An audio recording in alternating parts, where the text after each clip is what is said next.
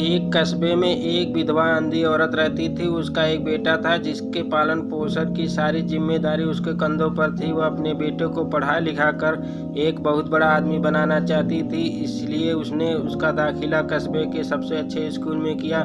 वह दिन रात मेहनत करती थी ताकि बेटे की स्कूल फीस दे सके। लड़के के स्कूल के बच्चे उसकी माँ के बारे में जानते थे। वे सब उसे अंधी का बेटा कहकर चिढ़ाते थे। लड़का उससे बहुत परेशान था। उसे अपनी माँ पर शर्म आने लगी। वह उसके साथ कहीं भी आने जाने से कतराने लगा था। जब लड़का बड़ा हुआ तो उसकी शहर में अच्छी नौकरी लग गई। उसने अपनी माँ से वादा किया शहर में मकान लेकर वह उसे लेने आएगा, लेकिन वह शहर गया तो फिर वापस नहीं आया। उसकी अंधी माँ उसका इंतजार करती रह गई। कई महीने बीत गए, लड़के की कोई खबर नहीं आई। अंधी एक दिन उससे नहीं रहा गया और वह अपने बेटे से मिलने शहर पहुंच गई। पूछते पूछते वह बेटे के ऑफिस पहुंची। वहां सिक्योरिटी गार्ड ने उसे रोक दिया। अंधी औरत ने गार्ड को अपने बेटे का नाम बताया और बोली कि उससे जाकर यह कह दो कि गांव से कोई मिलने आया है।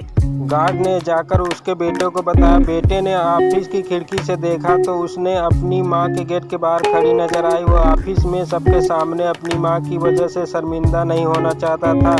उसने कहला दिया कि वह ऑफिस में नहीं है।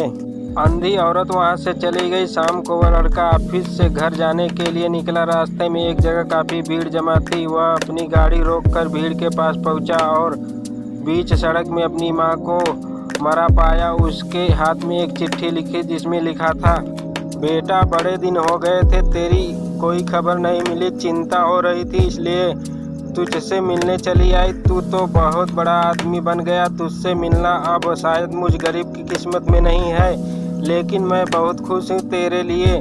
तूने अपना नहीं मेरे सपना पूरा किया।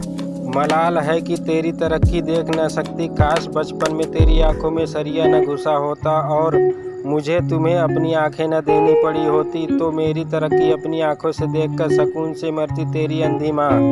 ये पढ़कर लड़का फूट फूट कर रोने लगा। जिस पर अंधी माँ पर उसे शर्म आती थी, उसने उसके लिए कितना बड़ा बलिदान किया। वह आत्मा से भर उठा और जिंदगी भर खुद को माफ नहीं कर